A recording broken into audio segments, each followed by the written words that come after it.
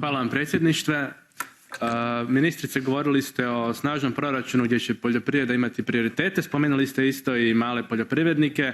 Htio bih reći nekoliko stvari kako ZPP funkcionira u Hrvatskoj i bojim se da je retorika o malim poljoprivrednicima često ostala samo na tome, na retorici. Naime, u Hrvatskoj 0,5% gospodarstva poljoprivrednih dobiva čak 1/3 svih potpora, vidite taj nesrazmjer. To se jednostavno ne može raditi u situaciji kad je 97% svih hrvatskih poljoprivrednika mali i mikro. Ne možete u toj situaciji toliko novca davati velikima.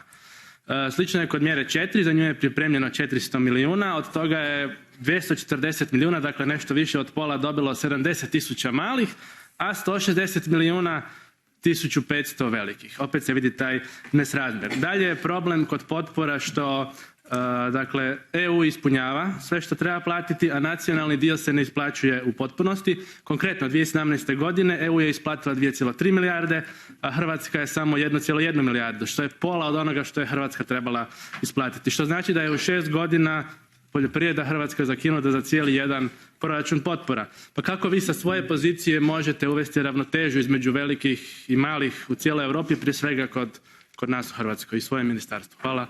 Treće pitanje je bilo vezano za vrste plaćanja, odnose između malih i velikih.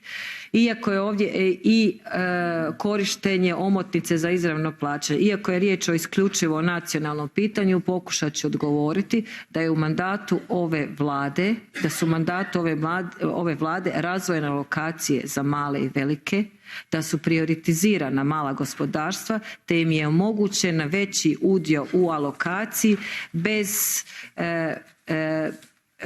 da im je omogućen odvojen udio u alokaciji. To je značajno povećao udio korištenja pogotovo programa ruralnog razvoja od strane malih. Povećane su alokacije, prioritizirani su sektori koji su trebali biti prioritizirani, potpuno su odvojeni natječaji za male i velike te je veći iznos novca iz najvažnijih investicijskih mjera, posebno mjere 4 o kojoj je ovdje bilo riječ, dan sektoru malog i srednjeg gospodarstva. Otprilike 60% je išlo na sektor malog i srednjeg gospodarstva, 40% na velike.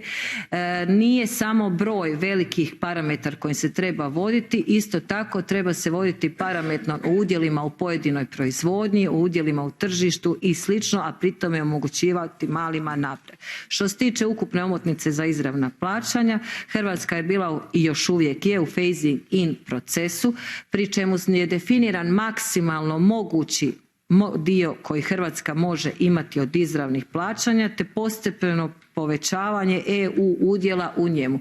Unutar toga Hrvatskoj je bilo dozvoljeno, a nije bila obveza sukladno proračunskim mogućnostima dodavati nacionalna sredstva do ukupno utvrđene visine omotnice. To je Hrvatska radila koliko je mogla, a veseli me što mogu reći i netočni su podaci o 70% udjelu primjerice u odnosu na maksimum. Veseli me što mogu reći da je prošle godine premašen 90% udio od osnovne omotnice, a da je za 2020. godinu prvi put dosegnut 100% udio od ukupne omotnice u Hrvatskoj, tako da smo i taj problem riješili.